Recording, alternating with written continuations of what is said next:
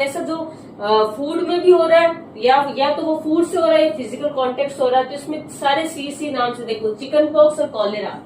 Cholera जो होती है मोस्टली वाटर से होती है। कॉलेरा एक ऐसी डिजीज है जो वाटर से होती है, जिसको हम हैजा बोलते हैं। हैजा जो बीमारी होती है वो वाटर से होती है, लेकिन जो चिकन पॉक्स है, चिकन पॉक्स बीमारी जो है वो आपकी फूड से भी होती है, फिजिकल कांटेक्ट से भी। जैसे किसी को भी जिस बोलते वो दाने दाने हो जाते हैं पूरे शरीर में, वो किसी को टच करने से भी होती है, इसको बोलते हैं चिकन पॉक्स बीमारी। तो चिकन पॉक्स और कॉलेरा ये किससे होता है? फूड या फिजिकल कांटेक्ट से, एयर के द्वारा मैंने बता दिया, वाटर के द्वारा बता दिया। ये ह्यूमंस में तीन तरह से होगी, या तो एयर से होगी, या वाटर से होगी, या फिजिकल कांटेक्ट से डिजीज होगी। अब एनिमल्स में भी डिजीज होती है, तो आपको एक नाम याद रखना है। एनिमल्स में कौन सी डिजीज होती है? एंथ्रेक्स नाम की। तो एनिमल में कौन सा रोग होता है? जंतुओं में जो रोग उत्पन्न करता है कौन करता है? सूक्ष्मजीव करते हैं। कौन सा रोग उत्पन्न करता है? एंथ्रेक्स।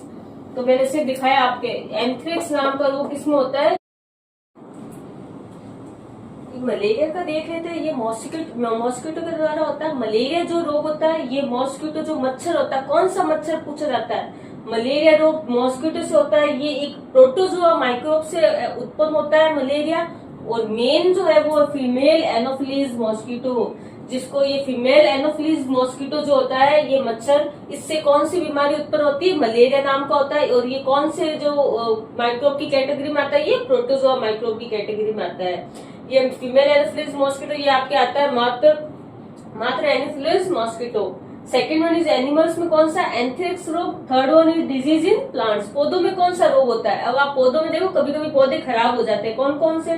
तो आप देखो, गेहूं भी आपके पौधों में आता है। गेहूं हो गया, सिट्रस कैंकर, नींबू का खराब हो जाना, जो नींबू जो खराब हो जाता है वो काला पड़ जाता है या भूरे रंग का हो जाता है, उसको बोलते हैं नींबू कैंकर, जिसको सिट्रस कैंकर कहा जाता है। और जो रस्टिंग ऑफ व्हीट, गेहूं खराब हो जाना, उसको हम बोलते हैं रस्टिंग ऑफ व्हीट, गेहूं की रस्ट। ये दो एग्जाम्पल, एक भिंडी का भी आता है जिसमें भिंडी का पीला पड़ जाना। तो मेनली आप रस्टिंग ऑफ व्हीट और सिट्रस कैंकर याद रखो, किसमें? प्लांट्स में। Fourth one is food poisoning, खाद्य विषाक्तन होता है। देखो काफी टाइम तक जब हमारा खाना पड़ा रहता है तो उसके ऊपर फूलन आ जाती है, फफूंद आ जाती है, तो वो खाद्य विषाक्तन होता है। उसको हम बोलते हैं खाद्य विषाक्तन, मतलब खाना जहरीला हो जाता है। आप देखो कोई भी चीज बाहर पड़ी है, फ्रिज में नहीं रखी है, तो 2 दिन तक बाहर रहे तो वो क्या हो जाती है? जहरीली हो जाती है। अगर हम उस चीज को खाएंगे तो हमारे पेट में या कोई ना उल्टी होगी, दस्त होगी, वॉमिटिंग वगैरह वो सब होता है। वो किसकी वजह? खाना वो क्या हो जाता है? जहरीला हो जाता है, टॉक्सिसिटी कॉज करता है, उसको बोलते हैं फूड पॉइजनिंग। तो these are the harmful effects of micro organisms, disease in humans, animals, plants and food. You can write it down through short notes, short videos आप देख लीजिए, वहां पे आप इस चीज को पूरा अच्छे से लिख लीजिएगा। डिजीज आपको याद करनी, क्योंकि इससे क्वेश्चंस पूछे जाते हैं। नेक्स्ट